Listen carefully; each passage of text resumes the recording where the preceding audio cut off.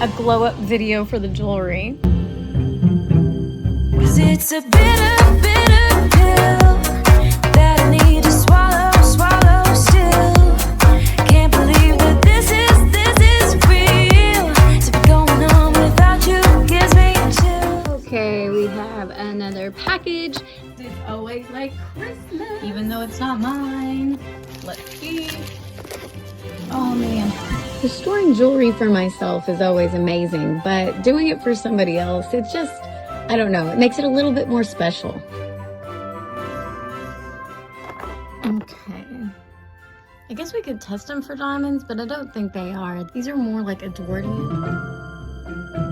You can see right there, it's missing its rollover. This one is gonna be one of the best ones to me, but still, let's look at the back. And look at this clasp. I love these clasps. It's like a sister clasp or a scissor clasp. And look at that wire work in there.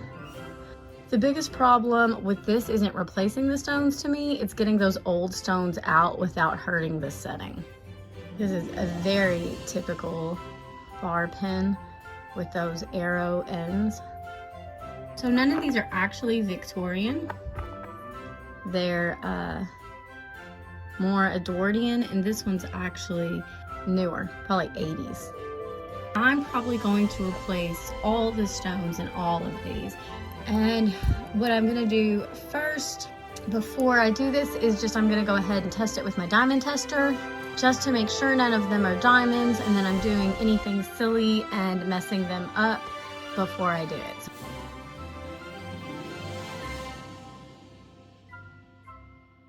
This is my diamond tester. I've showed it before, but I'll show it again. Yes, it's a lot more expensive than the ones a lot of other people use, because I have tested tons and tons of these things. And let me tell you, this one tells you the difference so well between diamonds and fake diamonds and synthetic and stuff like that. So this little spot so it doesn't wiggle. No to these. Sometimes I wanna go back. Just wanted you to know that. Yep, none of these are diamonds, so I don't have to worry about that.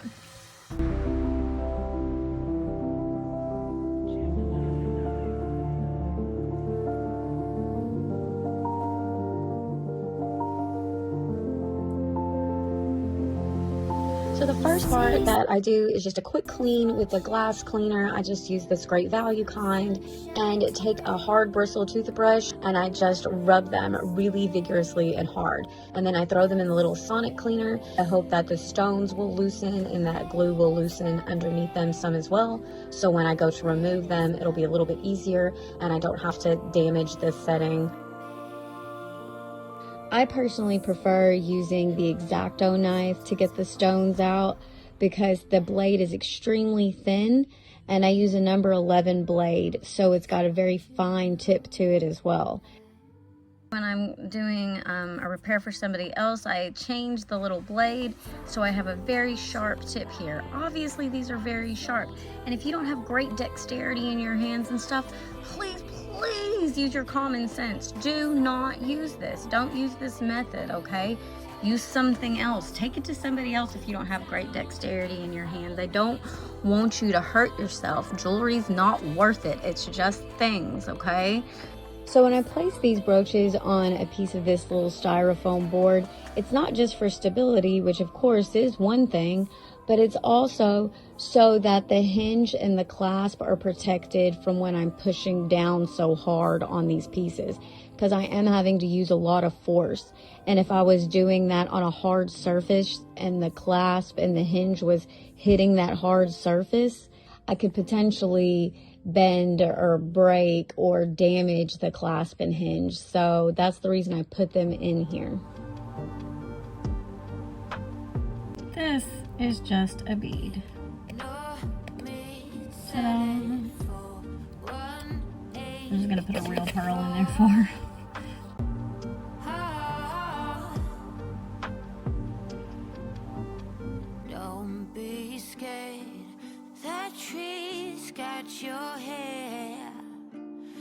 Hands off of the wheel, let go. Hands off of the wheel, let go. Time is limitless. You are endless. Above us, below. Let go.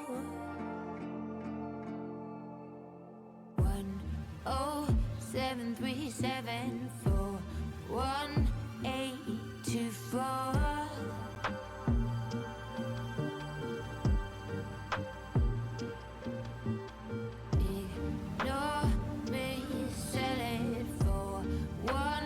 What I'm going to do first is I'm going to fix any little problems. So like the pin here is bent. I'm going to fix that before I do anything else. Then I'm going to go in and I'm going to start buffing and polishing it before I set stones as well. So those are the two things I do after I get all the stones out and stuff. Then I start repairing the actual metal. So I'm going to take a pair of grooved pliers and I'm going to just very gently bend it one way and then the other. I just have to kind of manipulate it until I get it right. And I use grooved ones so I can get a better hold on it and I'm not slipping back and forth and maybe bending it more.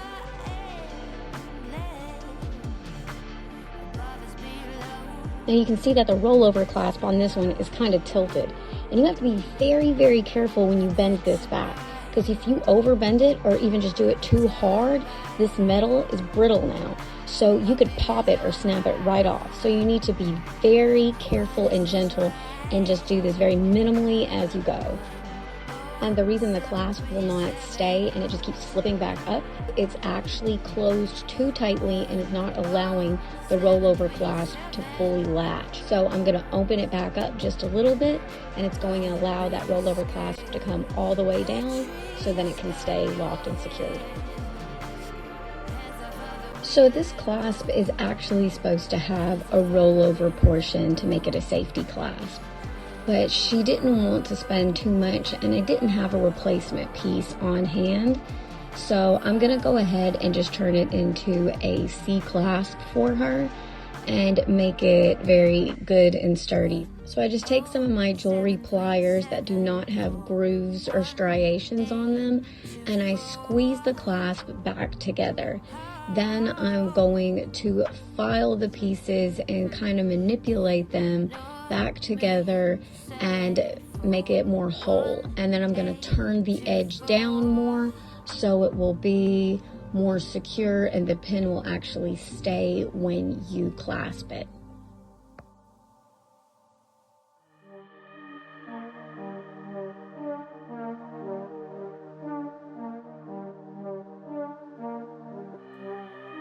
So after I get done with the structural damage, then I go in and I start to fix the metal flaws that we have in there, like scratches or dents. And we would start with the coarsest action and go up to the finest. So I'd start with filing to get the deep scratches out, and then I would go to my polishing rod that has a micro abrasion side on it and then a polishing pad on the other side, and then to my burnishing stick. And finally, I would just give it a bath and really hot water before I go in and start replacing those stones. You can find me out there. Look for that circling square.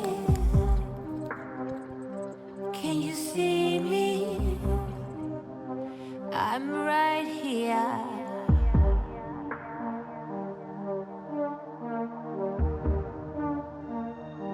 I'm right here.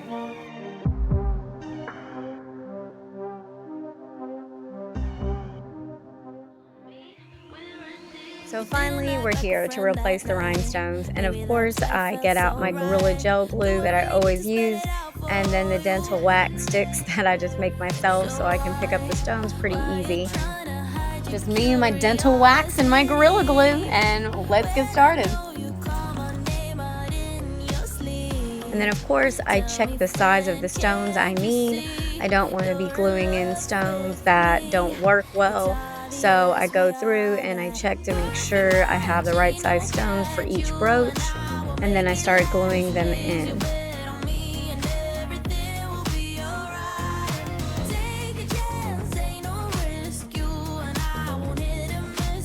Now once I'm done gluing all the stones in, I go through and I rub them with a toothbrush so that I can see if any of the stones are loose. A lot of times a stone or two will fall out because it just didn't adhere well.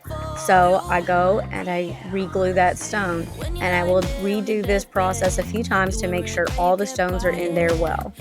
And lastly, I just take one of my pink cloths, the silver tarnish cloths, and go over the whole thing to get the fingerprints and stuff off, and I'm done. And these guys are ready to be shipped back off, and hopefully she'll love them.